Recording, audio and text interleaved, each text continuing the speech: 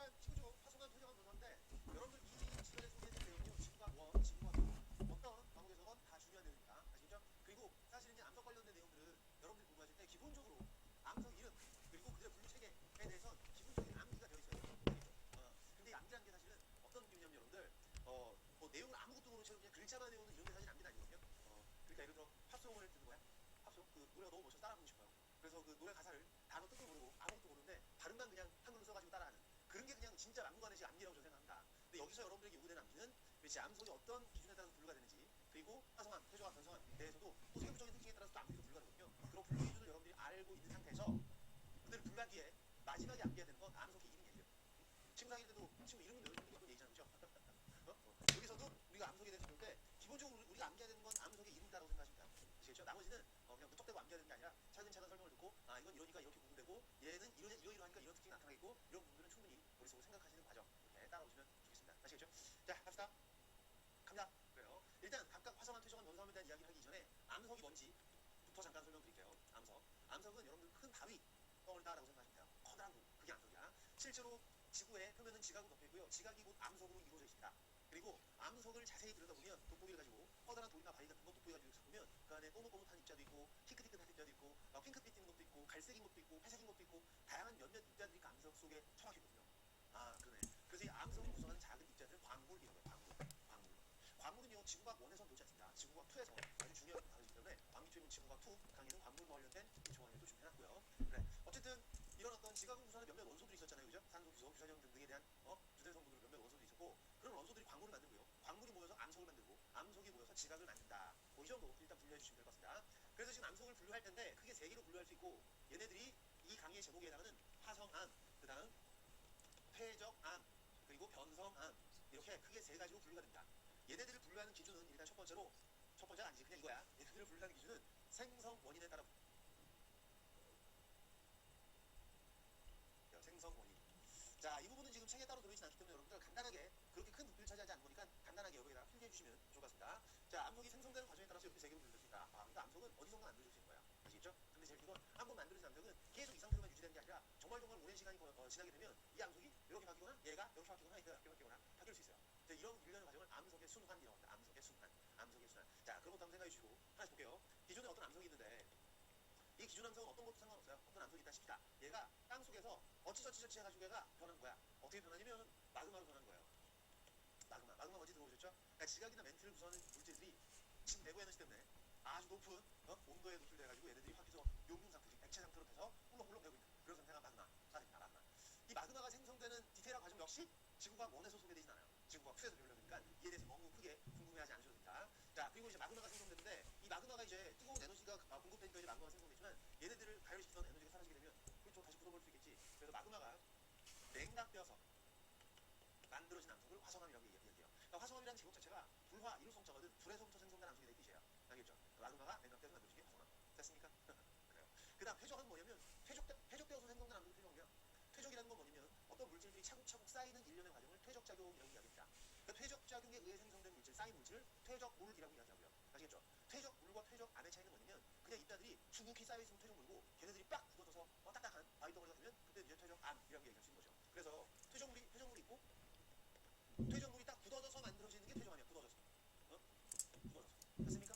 퇴적물은 왜 생기냐면 기존의 암석이 아주 오랜 세월 동안 비바람에 깎이고 오진풍파를 겪으면서 풍화작용 그리고 침식작용이라는 걸 봤습니다. 자, 이것도 여러분들 알아야 될 용어니까 좀 정리하면 풍화작용에 대해서는 지구과학 2단원에서 아주 자세하게 배우는데요. 풍화 침식 간단하게 일단 소개 말씀드릴게요. 풍화는 커다란 바위덩어리가 잘게 부스러지는 일련의 과정을 풍화작용이라고 이야기해요. 그게 뭐 물리적인 힘을 받건 화학적인 변화에 의해서 부스러지건 어쨌든 간에 이해합니까? 그러니까 커다란 바위가 있다고 해도 이 하루 이틀 동안은 그 형태가 그대로 유지가 되겠죠. 근데 이 지질학적 시간이 하루 이틀로 해결되는 게 아니거든. 수십만 년, 수백만 년, 수천만 년, 수억 년이라는 아주 긴 시간이 경과되게 되면 그 바위덩어리는 약간씩 달라집니다. 그죠? 그 뭐니 그 낙수물이라고 하지 한 방울씩 떨어지는 거 있지. 어디 뭐 있잖아 절 같은 데 툭툭 떨어지는 거 있지. 그게 바위 이렇게 돌 아시죠?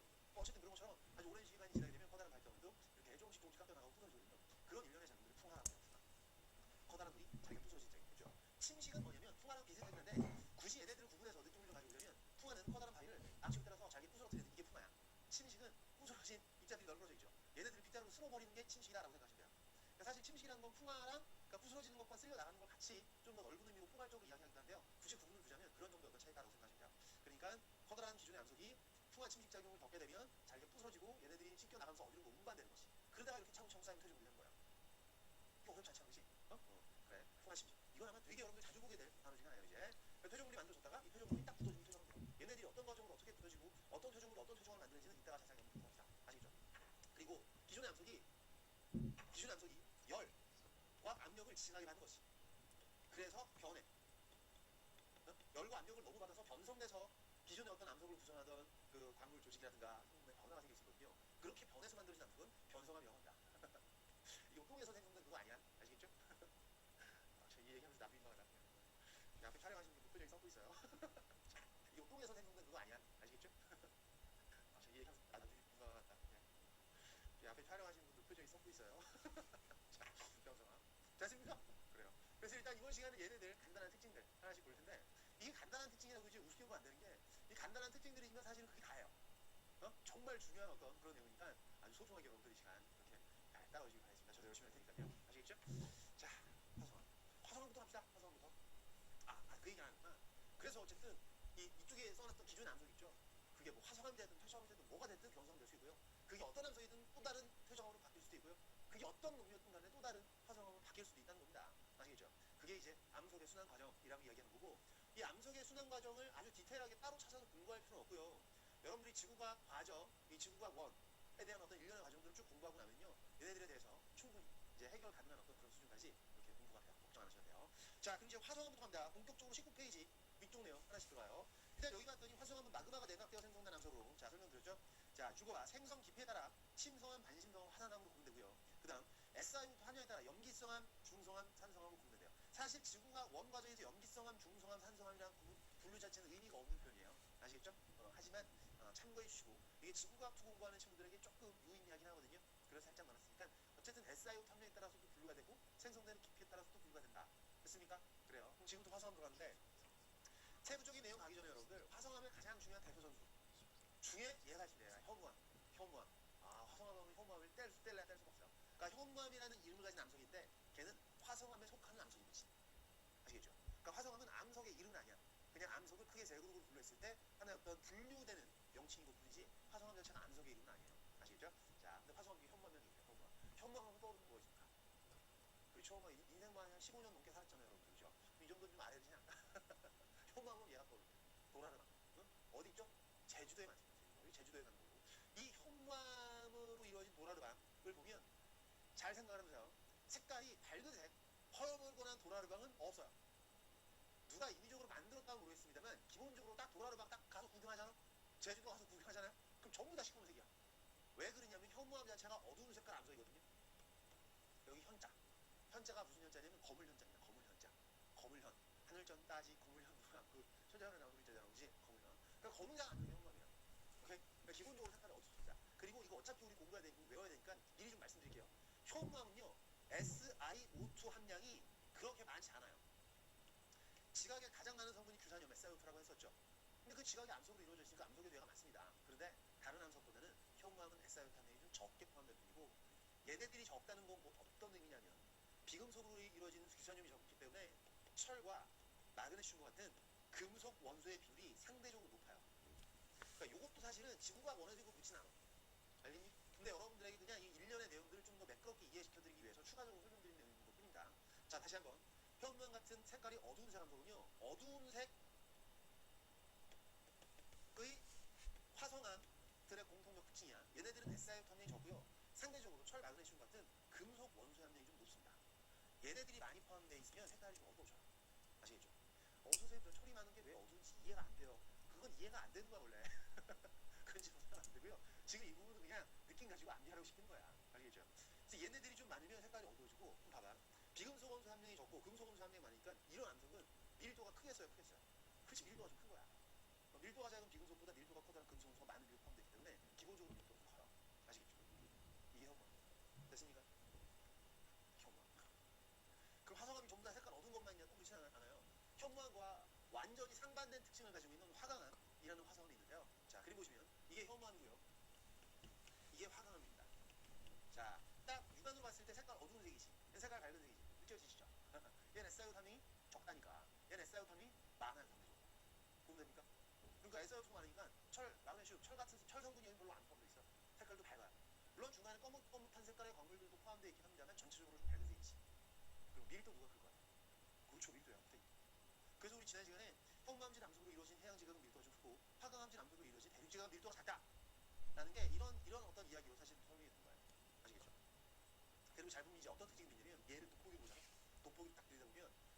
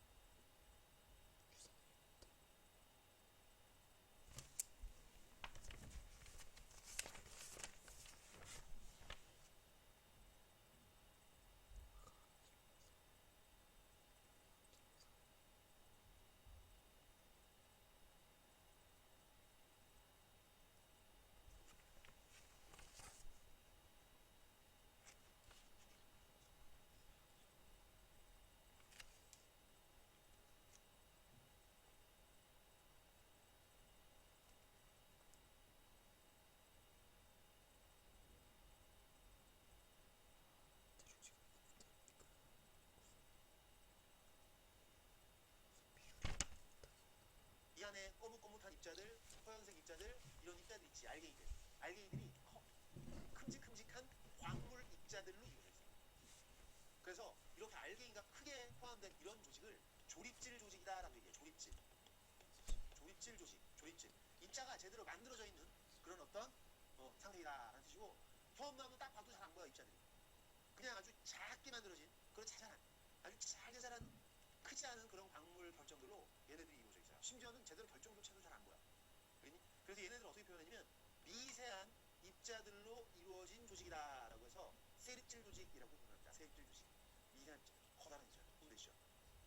그러니까 색깔도 다르고 입자 크기도 다르고 얘네들은 완전히 화성암에서 가장 커다란 차이를 두고 있는 두 개 암석이고 가장 중요한 암석 두 개야. 아시겠죠? 실제로 지구과학 원 과정에서 공부할 때는 물론 뭐 안산암이나 선봉암이나 반려암이나 몇몇 여타 화성암들도 책에 나와 있는 그 이름들 있죠. 얘네들 몇 개 다 중요하긴 해요. 중요하긴 한데 일단 공부를 이거라도 최소한 끝내주면 좋겠다라고 싶은 게 일단 얘네 두 개예요. 너무 중요하네. 그래서 얘네들 먼저 좀 강조해드렸고, 그러면 이런 차이가 어떤 이유에 의해서 나타나는지, 이거 설명드릴 때 아직 안 궁금했어요? 그러면 안 되는데 설명드리면서 얘는 얘 자꾸 왜 크고 이런 궁금증만 들잖아.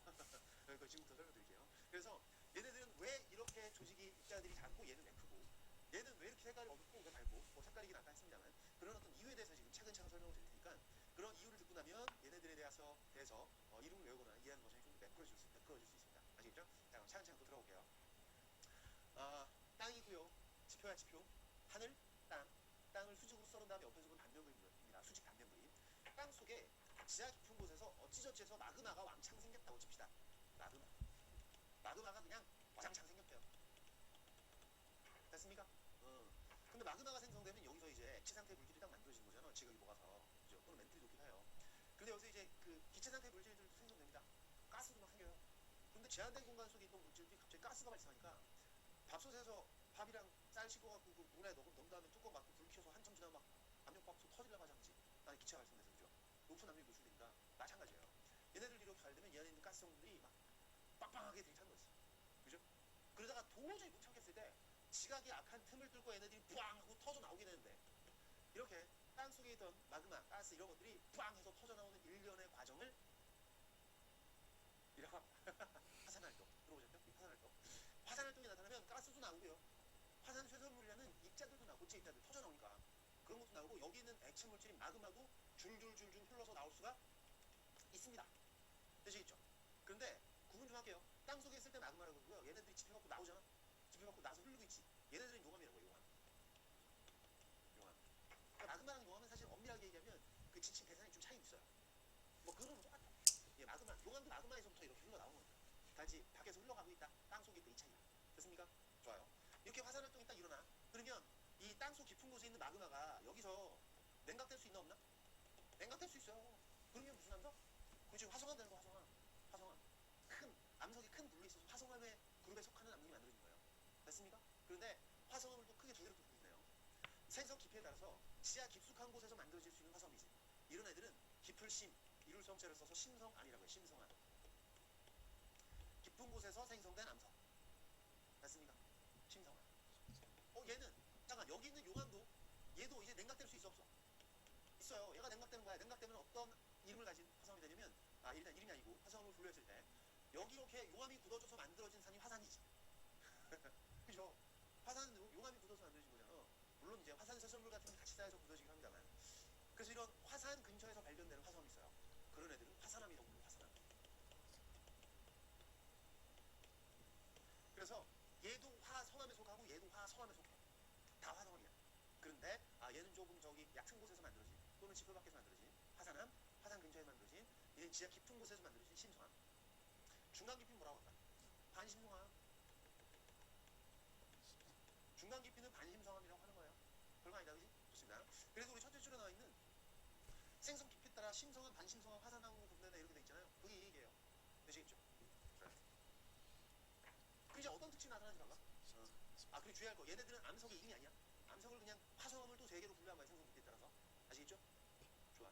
심성암은 이제 마그마가 냉각돼서 만들어졌다. 맞아. 얘도 냉각돼서 만들어진 거고 얘도 냉각돼서 만들어진 거 똑같은데 차이가 땅속 깊은 곳은 용도가 높아요. 그러니까 마그마가 있지 않은 다른 지역도 기본적으로 여기보다 높아. 지구 내부로 들어가서 온도가 높아진다고 지난 시간에 말씀드렸었죠. 그래서 이 마그마가 냉각될 때 빠르게 냉각되지 못하고 느리게 냉각돼요. 서서히. 느리게 냉각되면 어떤 특징이 만들어지냐면 나타나냐면 마그마를 구성하고 있던 이온이라든가 원자들 이런 것들이 있거든요. 그렇죠. 얘네들이 유체 상태, 요능 상태니까 막 왔다 갔다 움직이고 있어요. 근데 얘네들이 서서히 냉각되지. 서서히 천천히 냉각되면 이온이라든가 원자들이 자기들이 제대로 결합할 수 있는 방향을 딱 갖춰가지고 적절한 방향으로 얘네들이 딱 만나서 딱딱딱딱 일정한 어떤 결합력과 일정한 어떤 각도를 가지는 그런 결합을 이루면서 고체 결정이 성장합니다. 이해가요? 그래서 느리게 냉각되면 결정이 생성될 수 있는 시간 여유가 충분한 거야. 이해가요? 액체에서 서서히 고체로 굳어지니까 여기 있는 입자는 얘랑 결합해야 돼. 근데 거리가 좀 멀거든. 근데 온도가 서서히 낮아지니까 쭉쭉쭉쭉 이동해가지고 애들이 붙을 때까지 시간이 충분히 확보된다는 얘기지. 이해가시겠죠? 그래서 이렇게 느리게 냉각되는 심성은 입자 크기가 기본적으로 커요. 그래서 얘네들이 조립질 조직을 나타내는 거야. 조립질 조직. 결정이 커요. 됐습니까? 됐죠? 그거야. 그럼 얘는 뭐냐면 얘는 지표 밖에서 냉각되는 거잖아. 또는 굳이 분출되지 않아도 여기 얕은 곳에서 만약에 생성된다면 마그마가 냉각돼서 얘도 거의 화산암 될 수 있는 거고, 그지? 화산 근처에서 이렇게 냉각이 빠른 속도로 냉각된다면, 빠르게 냉각된다면 여기 있는 입자랑 여기 있는 입자랑 마그마에서 결합해서 딱딱딱딱 이제 그 결합 구조가 일정하게 규칙적으로 만들어져 냉각이 빠른 속도로 냉각된다면, 빠르게 냉각된다면 여기 있는 입자랑 여기 있는 입자랑 마그마에서 결합해서 딱딱딱딱 이제 그 결합 구조가 일정하게 규칙적으로 만들어져야지 그 크리스탈 결정이 만들어지는 거거든요. 됐습니까? 그런데 이게 갑자기 빡 굳어버리니까 뭐 이온이든 원자든 붙을 만한 시간 여유가 없어요. 그냥 갑자기 빡 굳어버리니까 자기의 자리를 못 잡고 그냥 딱 고체가 굳어버리는 거지. 결합이 제대로 이루어져 안 이루어져? 안 이루어져요. 그래서 결정이 만들어져도 아주 작게 만들어지다 그냥 말아버려. 됐죠? 그래서 이 화산암 같은 경우는 기본적인 조직이 세립질 조직을 이룹니다. 이거 구분되시죠? 얘는 중간 정략이니까 결정이 좀 큰 것도 있고 작은 것도 있고 뒤죽박죽 섞여가지고 지구과학 원에서는 얘는 굳이 신경 안 써도 돼요. 지구과학 2는 지금 신경 쓰지 말고 우리 개념 강의 시간에 신경 쓰시면 되겠습니다. 근데 입자가 작은 이게 실제로요 정말 빠르게 냉각되면 아예 결정 따위가 없는 경우도 있어요. 돋보기 대고 들여다봐도 뭐 결정이 어딨냐 이렇게 못 찾아. 그런 경우도 있어요. 세립질, 조립질 그런 차이. 그래서 자 화산암과 심성암으로 세부적인 어떤 화성암 내에서 분류할 때, 자 분류 기준 생성 깊이에 따라서 얕은 곳, 깊은 곳 했지. 조직, 입자 크기 작은 거, 큰 거, 세립질, 조립질 구분되시죠? 그다음 하나 더. 냉각 속도가 마그마의 냉각 속도가 빠른 것들이 느린 거 빠른. 됐어요? 그러니까 사실은 생성 깊이에 따라서 화산암, 반신성암, 심성암으로 구분됐다라고 하는 이야기는 생성 깊이뿐만 아니라 마그마의 냉각 속도, 조직의 크기, 그러니까 광물 결정 크기 이 세 가지 어떤 다른 말로도 얘네들을 분류하는 게 표현될 수 있는 거예요. 되십니까? 그래서 이 안에 이제 어떤 암석이나 들여다봤더니 화산암에 속한 애가 현무암 있고요, 안산암 있고요, 유문암이 있대요. 심성암에 속하는 게 관류암 있고요, 선모암 있고요, 화강암이 있대요. 이게 이제 책에 쓰여 있는 표에 있는 암석 6개예요. 됐죠? 그래서 얘네들은 어떤 공통적 특징이 있냐면 얘네들은 모두 다 입자 크기가 커요. 다 조립질 조직이야. 깊은 곳에서 생성된 냉각 속도가 느리게 만들어진 그런 애들이에요. 현무암, 안산암, 유문암은요 얘네들은 공통적 특징이 전부 다 화산암이고 냉각 속도가 빨랐고, 그러니까 용암이 냉각되었든 아주 얕은 곳에 있었던 마그마가 냉각되었든 둘 중 하나인 것이. 이해가시겠습니까? 냉각 속도가 빠른 거야. 세립질 조직을 가지고 있어요. 결정이 거의 없는 거야. 오케이? 그럼 얘랑 완전 똑같아? 안 똑같아. 조금 달라. 어떤 차이가 있는지 설명드릴게요. 이 위쪽 그룹과 아래쪽 그룹은 생성 깊이, 냉각 속도 입장하게 되지. 그렇게 구분되는데 얘네들로 구분할 때는 어떻게 구분되냐면 SiO2 함량이 이쪽은 적은 거, 이쪽은 많은 거 이렇게 구분돼요. 이거는 궁금해하면 안 돼. 지구가 원가지만 공부하면 이거 궁금해하면 안 돼. 오거야. 지구가 회사는 이게 왜 그런지도 배워요. 아시겠죠? 그건 지금 할 거 아니니까 좀 참아주시고. SiO2 함량이 적은 게 색깔 어둡댔잖아. 그지? 기억나시죠? 얘도 마찬가지예요. 이 SiO2 함량 적은 얘네들이 어두운 색이야. 어두운 색. SiO2 함량 많죠? 그럼 상대적으로 금속 함량이 적겠지. 이런 애들이 밝은 색이야. 밝은 색. 그러니까 현무암이나 발류암은 화학 조성으로 보면 차이가 없어요. 똑같아. 시커매. 시커매. 차이만. 얘는 입자 크기가 작고요. 입자 크기가 커요. 그 차이가 없어. 약간 밝은 색이었지. 밝은 색이었죠. 얘도 밝은 색이에요. 화학 조성으로 보면 차이가 없어요. 하지만 얘는 용암이나 마그마가 화산 근처 얕은 곳에서 빠르게 냉각되어 만들어진 세립질 화성암. 얘는 지하 깊은 곳에서 마그마가 서서히 냉각되어 만들어진 조립질 화성암. 그 차이가 있고. 있습니까? 이거 중간 단계. 중간 단계. 그래서 뭐 일단은 여러분들이 강조해드리고 싶은 건 현무암과 화강암 두 개를 일단 잘 기억해 주시면 돼요. 얘네들은 지금 뭐 급하게 공부 안 하셔도 돼요. 차근차근 이제 해나가면 되는 거니까. 그리고 이렇게 좀 암기해야 되는 내용이 좀 강조되는 부분 있죠. 이런 데는 어쩔 수 없어요. 여러분들 이게 공부가 한 번에 다, 물론 한 번 딱 들었는데 다 알겠으면 상관없는데 한 번에 다 끝날 거다라는 욕심 가지고 공부하시기보다는 공부하고 또 하고 또 하고 이런 반복 학습을 통해서 여러분들이 잠깐 놓치거나 잊어버리거나 흘릴 수 있는 그런 내용들을 좀 챙겨가시는 게 일단 맞는 학습 방향이다라고 좀 강조드리고 싶습니다. 이거 외우는 거 알려드릴게요. 현무암, 산암, 유문암, 발류암, 선무암, 황암암. 이게 2년 전이었나요? 이거를 외우는 방법을 말씀드리겠다고 했다가 너무 유치해서 내가 안 할래 해서 안 했거든. 그랬더니 1년 동안 게시판에 계속 대체 그게 뭡니까? 그런 질문이 너무 올라와서 작년에는 한번 말씀드린 걸로 기억하는데 이번에도 저기 갑니다. 갈게요. 자, 이거 지금 너무 유치해서 못 듣겠다. 난 들어봤자 귀가 썩을 것 같다. 그러면 뒤로 넘겨. 갑니다. 자, 화산암에는 현무암, 안산암, 유문암 있죠? 심성암에는 발류암, 선무암, 화강암 있죠? 됐습니까? 화산은 현재 안산에 있어요. 그래요. 화산은 현재 안산에 있어요. 아, 저희 촬영하시는 분이 눈을 못 마주치다가 민망해서 괜찮습니다. 네. 화산은 현재 안산에 있어요. 오케이? 이게 여러분들 이 말씀 드릴게요. 이거 내가 만든 게 아니라 내가 만든 건 안 유치해요. 이거 원래 있는 거고 지금 이게 아마 저기 어디 중학생들도 이거 배우거든요. 여러분들 중학교 과정 어디 참고서에 이게 들어있어. 화산은 현재 안산에 있어요. 화산은 현무암, 안산은 유문암. 와 진짜 이게 진짜 유치하네. 심성암은 발령, 선무암, 화강암. 심성암 발려다가 섬에서 화장하고 있어. 근데 뭐냐고 이게 대체. 아 너무 유치하고 두 번 안 합니다. 아니 뭐 섬에서 왜 화장을 해? 섬에 가면 놀아야지. 그죠? 자 어쨌든 이거 외워주셔야 돼요. 오케이? SiO2 탐지에 따라서 색깔에 따라서 이렇게 분류가 되고 생성 깊이, 결정 크기, 냉각 속도에 따라서 이렇게 분류가 되고 됐습니까? 그래요. 그리고 지구가 원에서 이제 여러분들에게 더 요구되는 건 뭐냐면 지구가 투는 암석에 대한 좀 더 본질적인 이야기들이 여러분들에게 소개가 된다면 이 암석을 구성하는 광물들에 대한 얘기까지 그리고 마그마가 생성되는 과정 그리고 이들이 냉각되는 과정에서 어떤 연유로 인해서 SiO2 함량이 많은 경우나 작은 경우가 나타나는지에 대한 건 지구과학 통해서 배우고요. 지구가 원에서 여러분들에게 좀 더 강조되는 건 이런 거야. 이런 거. 우리나라의 주요 지형들 있죠. 이런 것들이 소개가 돼요. 근데 철원이라고 저희 강원도 그 38선 지나가는 그 표전강 지역이 있어요. 여기 한탄강이 쭉 지나가고 있는데 한탄강 주변에 있는 암석들 보잖아. 이게 전부 다 현무암이야. 가보면 시커매요. 현무암이야. 여기 옛날에 무슨 일이 있었습니까? 옛날에 이 지역에 화산활동이 있었던 거예요. 화산암이 있다는 건 어쨌든 그 지역에 화산활동이 있었다는 얘기예요. 그쵸? 용암이 어쨌든 꿀렁꿀렁 흘러나온 거니까. 맞습니까? 그랬던 거야. 우리나라에 현무암 있어요? 있어요. 우리나라는 일단 말씀드리면 다양한 종류 암석으로 이루어진 다양한 지형들이 다양하게 분포해. 이 좁은 땅덩어리임에도 불구하고. 그에 대해서 이제 지구과학원에서 나옵니다. 여러분들이 소개가 돼요. 지금 사실 주요 지형들은 무턱대고 암기하는 것도 사실 필요한데 기출문제에서 많이 언급됐었던 부분들은 근데 대부분의 경우는 문제에서 제시되는 그림이라든가 그 암석의 특징들 몇 개가 제시가 되거든요. 그것들 보고 아이고 화성암이네 이거 퇴적암이네 딱 느껴서 찾아내면 되는 거예요. 자 그리고 제주도함이 현무암 유명하죠. 현무암인데 서귀포에 있는 주상절리대의 그림이거든요. 이게 오각형이나 육각형 모양의 기둥으로 이렇게 딱 금가 있는 경우가 있어요.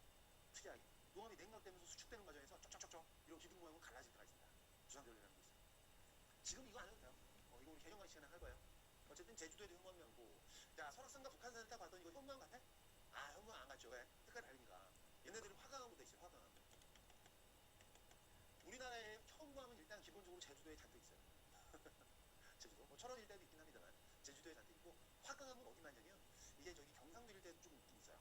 그 불국사 화강암이라고 해서 그 석굴암 만들고 갈 때 다보탑 만들고 갈 때 썼던 화강암들이 있긴 한데, 서울 지역 여기 설악산 뭐 강원도입니다만 뭐 설악산 이쪽도 화강암이고, 서울에 있는 북한산, 불암산, 인왕산, 관악산. 네. 뭐 화강암은 어디 많냐면 이게 저기 경상도 일대도 좀 있긴 있어요. 그 불국사 화강암이라고 해서 그 석굴암 만들고 갈 때 다보탑 만들고 갈 때 썼던 화강암들이 있긴 한데, 서울 지역 여기 설악산 뭐 강원도입니다만 뭐 설악산 이쪽도 화강이고, 서울에 있는 북한산, 불암산, 인왕산, 관악산 등등 이런 산들 전부 다 화강암으로 이루어져 있어요. 화강암. 색깔 밝지? 이게 설악산 울산바위란 건데, 바위가 저기 저 바위를 울산에서 옮겨와서 울산바위라고 하는 게 아니고요. 바위가 울타리처럼 병풍처럼 딱 펼쳐질 때는 울산바위라고 한다고 해요. 북한산. 괜찮아. 그러니까 이런 것들이 이제 차근차근 개정 강의 시간에 배울 거예요. 그러니까 우리에게도 메인되는 내용은, 지구과학 원수준에서 메인되는 내용은 이 암석에 대한 기본 특징들을 이미 알고 있는 상태에서 그 위에 덧붙여서 우리나라의 주요 지형들, 이 암석의 특징들, 여기서 나타나는 이런 막 금가 있죠. 지금 여기도 쪽쪽쪽쪽 금가 있거든. 이런 것들 왜 생기는지에 대한 어떤 이유들, 이런 것들이 좀 더 메인되는 내용으로 여러분들이 소개가 돼요. 아시겠죠?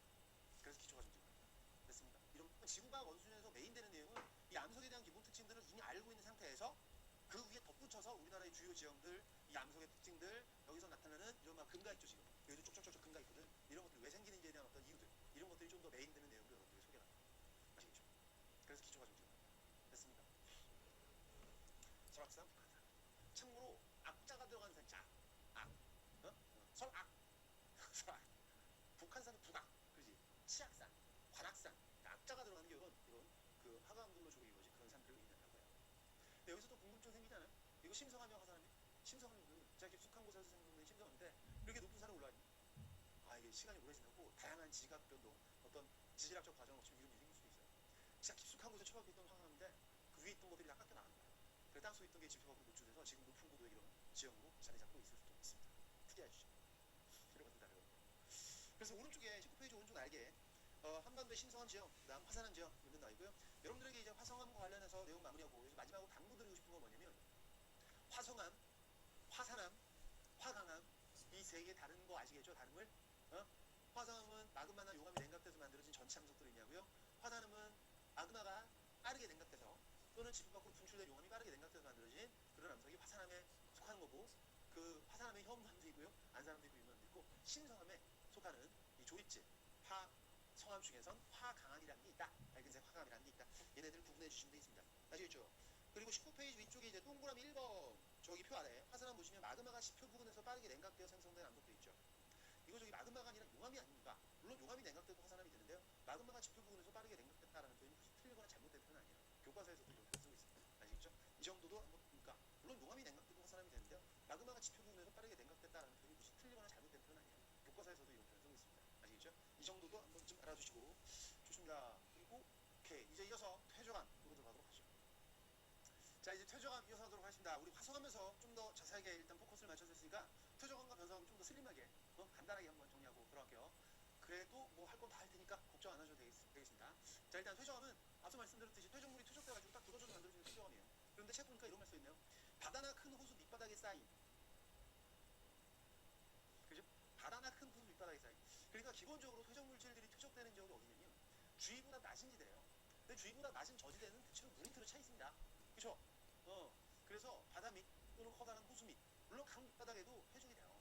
어떤 데는 물이 흘러가면서 이제 깎아내는 침식작용이 좀 더 우세할 수도 있습니다만, 때에 따라서는 유속이 느려지거나 또는 느린 그런 지역에서는 강 밑에서도 이렇게 차곡차곡 퇴적작용이 나타날 수도 있습니다. 그리고 비단 바다나 큰 호수 밑바닥에 쌓인, 그러니까 기본적으로 퇴적물질들이, 그런데 책 보니까 이런 말 써있네요. 바다나 큰 호수 밑바닥에 쌓인, 그죠? 바다나 큰 호수 밑바닥에 쌓인. 그러니까 기본적으로 퇴적물질들이 퇴적되는 지역이 어디냐면 주위보다 낮은 지대예요. 근데 주위보다 낮은 저지대에는 대체로 물이 들어 차 있습니다. 그렇죠? 그래서 바다 밑 또는 커다란 호수 밑, 물론 강 밑바닥에도 퇴적이 돼요. 어떤 데는 물이 흘러가면서 이제 깎아내는 침식작용이 좀 더 우세할 수도 있습니다만, 때에 따라서는 유속이 느려지거나 또는 느린 그런 지역에서는 강 밑에서도 이렇게 차곡차곡 퇴적작용이 나타날 수도 있습니다. 그리고 비단 이 물속에서만 퇴적작용이 나타나는 건 아니고요. 때에 따라서는 사막 환경이라든가 또는 빙하에 의해서 이렇게 운반된 물질, 사용하기선 바람에 의해서 운반되어진 모래들이 쌓인다면 물속이 아닌 상태라고 할지라도 퇴적작용이 나타날 수도 있어요. 아시겠죠? 그래서 여러분들이 좀 제안해드리고 싶은 건 기본적으로 퇴적함은 100%는 아닙니다만 대체적으로는 물속에서 차곡차곡 퇴적되어서 쌓인 다음에 굳어져서 만들어진다. 이런 느낌 일단 가져주시면 좋을 것 같아요. 아시겠죠? 좋습니다. 그럼 어디선가 만들어져서 깎여가지고 운반되어서 쌓인 다음에 굳어져서 만든다. 그래서 여러분들이 좀 제안해드리고 싶은 건 기본적으로 퇴적함은 100%는 아닙니다만 대체적으로는 물속에서 차곡차곡 퇴적되어서 쌓인 다음에 굳어져서 만들어진다. 이런 느낌 일단 가져주시면 좋을 것 같아요. 아시겠죠? 좋습니다. 그럼 어디선가 만들어져서 깎여가지고 운반된 물질들이 여기에 쌓인 거야. 쌓여서 됐죠? 그런데 오랜 세월이 지났더니 이 동네로 유입되는 퇴적물의 종류가 달라졌어요. 그럴 수도 있나? 그럴 수도 있겠지. 이게 오랜 세월이라는 게 지금 하루 이틀 10년, 20년이 아니야 지금. 그렇죠? 이게 100년, 200년도 아니에요. 여기서 오랜 세월이라는 거. 어? 수백만 년, 수천만 년 지나면 다른 게 오면 당연할 수도 있잖아요. 그죠? 또 오랜 세월이 지났더니 뭔가 또 다른 종류의 물질들이 이 동네에 투입되는 거야. 이럴 수 있겠죠? 그렇게 해서 차곡차곡 쌓였다고 칩시다. 이게 퇴적물이 지금 쌓여 있는 거예요. 수직으로 자른 옆에 주로 단면 그림이에요. 이때 퇴적물의 종류가 달라질 때 나타나는 이 가로줄 무늬가 나타나는데 이 가로줄 무늬를 층리라고 합니다. 층리. 케이크죠, 케이크 먹을 때 그냥 숟가락으로 퍼먹고 그러진 않죠. 칼로 썰어 먹지. 좀 가끔 숟가락으로 퍼먹어요. 이렇게 쭉 썰으면 그 케이크 썰은 단면을 보면 아래쪽에 빵이 있고 크림 한층 있고 또 빵이 있고 크림 한층 있고 빵이 있고 그런 거 있잖지. 그 단면에서 봤을 때 나타나는 가로줄 무늬 그게 여기에 층리에 대응되는 모습이라고 보시면 돼요. 이해하십니까? 네. 그래서 층리는 기본적으로 해수면과 나란하게 만들어지는 게 가장 일반적이고 정상적인 상황이에요. 그러니까 수평하게 만들어지는 게 가장 모모란 상태인 것이 기본적으로. 됐습니까? 그리고 층리면 19페이지 오른쪽 날개 층리면에 대한 설명이 있죠. 층리면은 이 위에 것들을 드러냈을 때 나타나는 얘랑 얘 사이 입체적인 면, 그 평면, 그게 층리면이에요. 면과 면의 어떤 경계면이지. 층리면. 층리와 층리면을 좀 구분해 주시는 거 필요해요. 아시겠죠? 자, 그래서 이제 퇴적물이 퇴적됐다 칩시다. 그런데 이 자체가 암석은 아니고요. 지금 이제 아직 굳어있지 않은 상태니까 퇴적물이 퇴적된 사이지 위에 계속 쌓이죠? 그러면 압력 때문에 밑에가 찌부되겠지? 찌부됩니까? 찌부됩니까? 눌러져요. 눌려져서 얘네들이 이제 어떤 힘을 받냐면 압축작용을 받고 꽉 눌러져서 다져지는 거야. 빈 공간이 적어지게. 압축작용을 받고 이어서 얘네들을 굳을 수 있게 만드는 어떤 시멘트 역할하는 소위 본드 역할하는 그런 물질들이 딱 투입됩니다. 그러니까 이 안에 있는 여러 성분, 화학적인 성분들 중에서 얘네들이 다 굳게 만들 수 있는 성분들도 있다는 얘기예요. 그게 뭔지 모르겠습니다. 그래서 얘네들이 굳어지는 교결작용이라고 해요. 교결작용. 압축작용과 교결작용이 나타나면 딱 굳어버려서 얘네들이 암석이 될 수 있는 것이. 이렇게 압축작용과 교결작용을 합쳐서 퇴적암이 만들어지는 작용, 꽃처럼 딱 굳어지는 작용이라고 해서 이걸 고화작용이라고 해요. 고화작용. 이 정도 용어는 알아둡시다. 지구가 원해서 얘네들이 고화작용인 게 크게 강조되는 용어는 아닌데요. 그냥 공부하는 길에 이 정도는 예상 알아두는 게 나쁘지 않을 것 같아요. 알겠죠? 고화작용. 고화작용을 다른 말로 이렇게 얘기해. 속성작용. 말이 좀 어렵죠? 고화작용, 속성작용. 그러니까 압축교결. 우리가 조립할 때는 본드를 먼저 묻힌 다음에 꽉 눌러서 굳게 만들지. 근데 그게 아니고 얘는 먼저 꽉꽉 눌려줘요.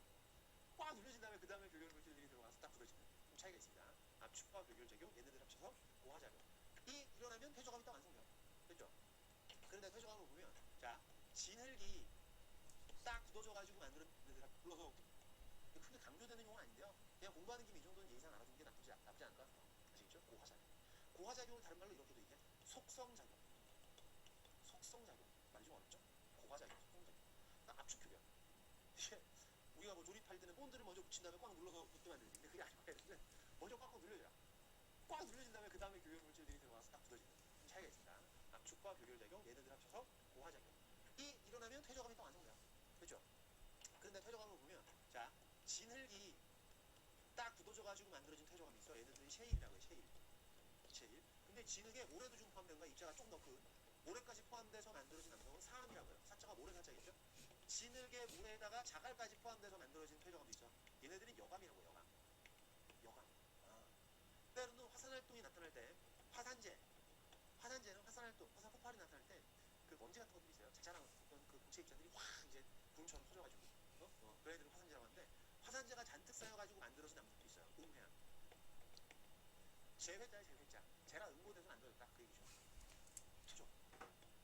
근데 여기서 좀 특이한 게 여러분들 화산활동 나타나고 화성암 생기지. 이전까지 계속 그거 했잖아. 화산활동 나타나고 화성암 생기고 화산암도 생기는 거야. 그죠? 분류의 어떤 그 명칭상 본다면. 근데 화산 활동 시에 퇴적함도 만들어질 수 있어요. 그지? 그럼 제주도 자체가 화산 활동에 의해 만들어진 섬이잖아요. 그죠? 한라산도 화산이고. 그치? 그럼 제주도에는 모든 한쪽이 다 화성함이야? 현무암밖에 없어? 아, 안 그래요. 응?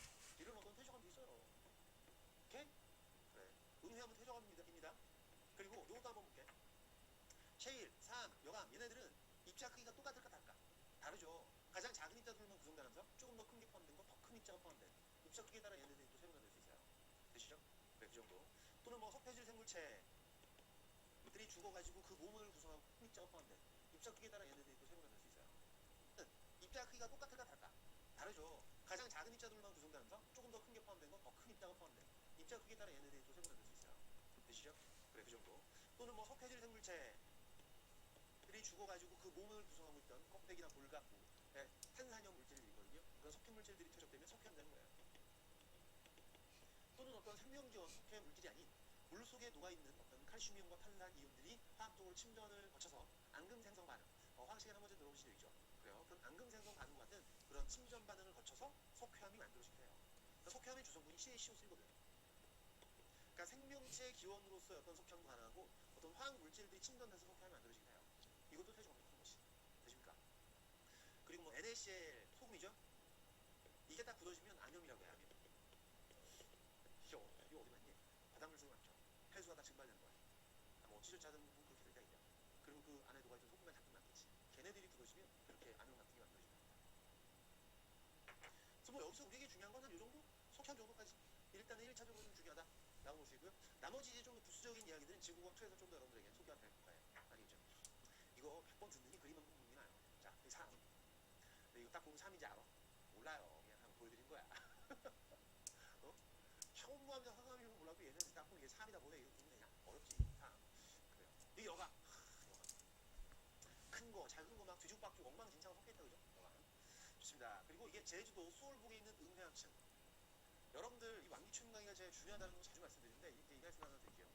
2016학년도 6월 평가원 모의고사에 지구과학원에서 어떤 문제가 나왔었냐면 이게 4번이었나 3번이었나 문제 번호 정확하게 기억 안 나는데 이 그림이 제시가 돼서 여러분들에게 물었던 기억 보기가 어떤 질문이었냐면 여기서 나타나는 줄무늬는 용암이 흐르는 과정에서 형성된 것이다 라고 보기가 제시가 됐고 그 보기가 맞다라고 해서 그 문제를 틀린 친구들이 어마어마하게 많았었어요. 그게 어려워서 틀린 게 아니야. 그냥 그 사소한 거를 공부를 안 해서 틀린 거지. 그 틀린 친구가 머리가 나빠서 틀린 게 아니에요. 왕기춘 강의는 안 본 거야. 지난해도 이거 왕기춘 강의가 똑같이 했거든. 사실 뭐 지난해나 올해나 내용이 달라집니다. 같은 내용이죠.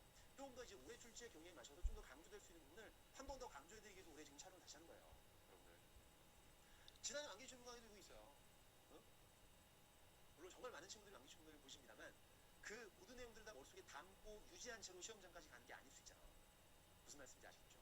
그러니까 한 번 공부하는 경험도 중요합니다만 그게 잊혀지지 않도록 꾸준하게 반복 학습을 해야 되는 건 여러분들 몫인 거예요. 응암이라니까 이게 뭐 용암이 흐르기 이거 뭐가 퇴적된 거야? 화산재가 퇴적된 거고 그 과정에서 나타난 층리야. 층리. 용암 뭔 용암이 흐르니 이게 화산재가 쌓인 건데. 아, 장난 아니게 화산재 많이 쌓였다 그지? 그런 데니까요. 그리고 잘 보시면 밑으로 이제 볼록볼록하게 내려가 있는 데 있지. 볼록볼록. 이게 뭐냐면 이게 뭐 화산력 작용마다 스코 구조 나타나는 게 아니라 그 화산 폭발이 나타날 때 커다란 돌조각 같은 게 뜰 때 있어요. 난 용암 액체 상태 용암이 부들락 말락 아주 끈적끈적한 상황에서 푹 동글 튀기듯이 튀긴 거지. 푹 하고 쭉 떨어지다가 이제 날아오는 과정에서 껍데기가 굳어요. 그래서 푹 떨어져 커다랗게. 그런 걸 화산탄이라고 하는데 화산탄이 수북히 쌓이는 화산재에 퍽 떨어지면 눌린 자국 생겨 안 생겨? 눌린 자국 생기죠. 그 자국이 이렇게 만들어지는 거예요. 탄난구조라고 하는데 그 이름이 지금 중요한 거 아니고 뭐 자세한 건 이제 개념 시간에 차근차근 할 거예요. 그러니까 지금 소개해드리고 싶은 말씀은 뭐냐면 제주도 수월봉에는 이런 응명층이 있다라는 거 퇴적함이야 이거.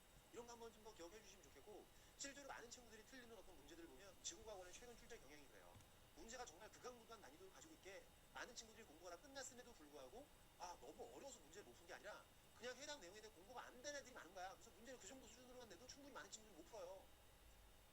그러니까 머리 좋다 나쁘다가 어떤 그 성적을 결정하는 게 아니라 누가 더 빈틈없이 꼼꼼하게 공부를 많이 하고 그 기억을 가지고 있는지에 따라서 승패가 좌우되는 그런 어떤 양상의 시험인 거예요. 아시겠죠? 뭐 IQ 높다, 머리 좋다, 뭐 그런 거 뭐 지식이 많다 필요 없습니다. 그러니까 그렇다고 거만 알고 없고 난 뭐 머리가 후졌어. 나는 좀 약간 뇌 구름이 별로 없어. 자취할 것도 없어요. 알겠지? 지구과학 1 또는 2의 교육 과정에서 여러분들이 요구하는 바를 충실하게 공부해주면 돼요. 누군가는 이런 질문들을 보고 이게 지엽적이다, 문제 3가다, 거지가다 그런 얘기를 하는데 절대 지엽적인 공부 아닙니다.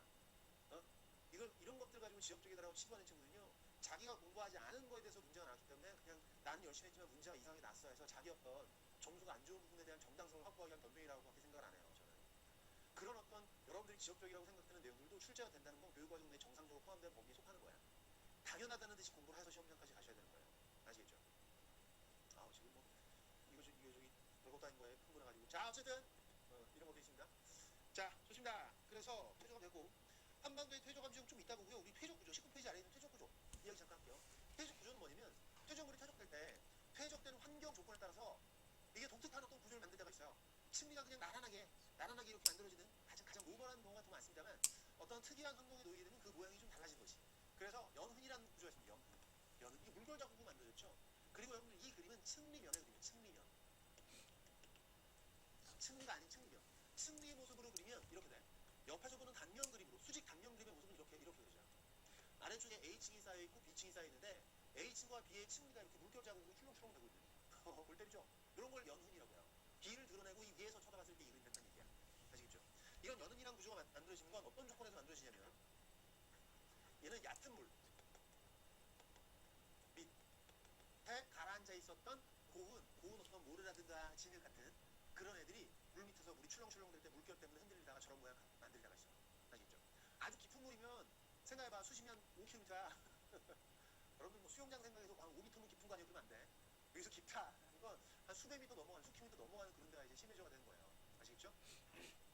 이런 어쨌든 얕은 물 밑에서는요, 물이 출렁출렁 될 때 해저 밑바닥에 그 영향을 받습니다. 수심이 깊은 데는 위에서 난리가 나도 깊은 데 있는 다들 물고기는 위에 뭐 저기 뭐 태풍이 오는지 뭐가 오는지 뭐 신경 안 써요. 그죠? 어쨌든 얕은 물 밑에서 이런 그 출렁출렁 되는 흔적이 나타나는 거예요. 그래서 연흔이 나타나잖아, 퇴적 구조가. 그럼 여기는 얕은 물 밑에서 퇴적물이 퇴적된다라는 걸 알 수 있어요.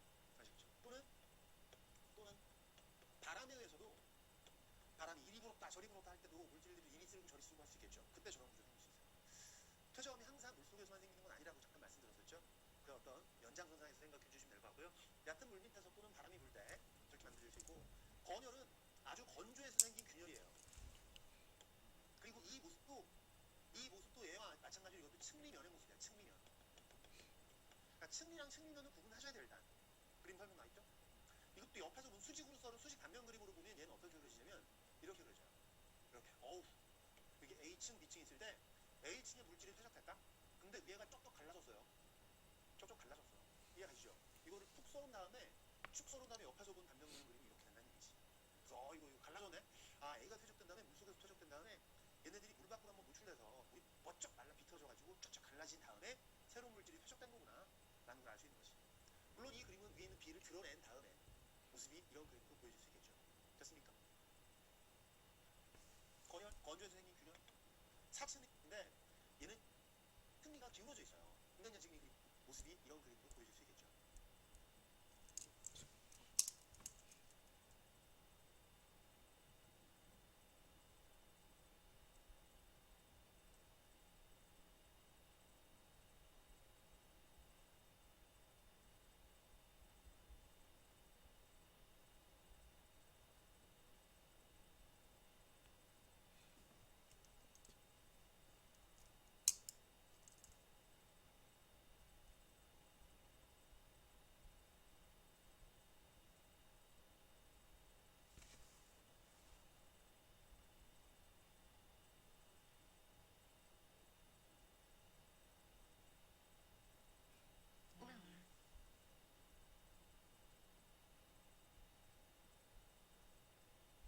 그 출렁출렁대는 흔적이 나타납니다. 바로 아시겠죠? 5km가 내고 있는. 골 때리죠? 이런 걸 연흔이라고 해요. B를 드러낸다. 아래쪽에 A층이 쌓여있고 B층이 쌓여있는데 A층과 B의 층리가 이렇게 물결 자국으로 출렁출렁 되고 있는. 골 때리죠? 이런 걸 연흔이라고 해요. B를 드러내고 이 위에서 쳐다봤을 때 이 그림이 된다는 얘기야. 아시겠죠? 이런 연흔이라는 구조가 만들어지는 건 어떤 조건에서 만들어지냐면, 얘는 얕은 물 밑에 가라앉아 있었던 고운 어떤 모래라든가 시늘 같은 그런 애들이 물 밑에서 물이 출렁출렁 될 때 물결 때문에 흔들리다가 저런 모양 만들 때가 있어요. 아시겠죠? 아주 깊은 물이면 생각해봐. 수심이 한 5km야. 여러분들 뭐 수영장 생각해서 한 5m 깊은 거 아니면 그건 안 돼. 여기서 깊다 하는 건 한 수백 미터 넘어가는, 수킬로미터 넘어가는 그런 데가 이제 심해저가 된 거예요. 아시겠죠? 이런 어쨌든 얕은 물 밑에서는요, 물이 출렁출렁 될 때 해저 밑바닥에 그 영향을 받습니다. 수심이 깊은 데는 위에서 난리가 나도 깊은 데 있는 거 사는 물고기는 위에 뭐 저기 뭐 태풍 오는지 뭐가 오는지 신경 안 써요. 그죠? 어쨌든 얕은 물 밑에서 이런 그 출렁출렁 되는 흔적이 나타나는 거예요. 그래서 연흔이 나타나죠. 표적 구조가. 그럼 여기는 얕은 물 밑에서 퇴적됐네라는 걸 알 수 있어요. 아시겠죠? 또는 바람에 의해서도, 바람이 이리 불었다 저리 불었다 할 때도 물질들이 이리 쓸고 저리 쓸고 할 수 있겠죠.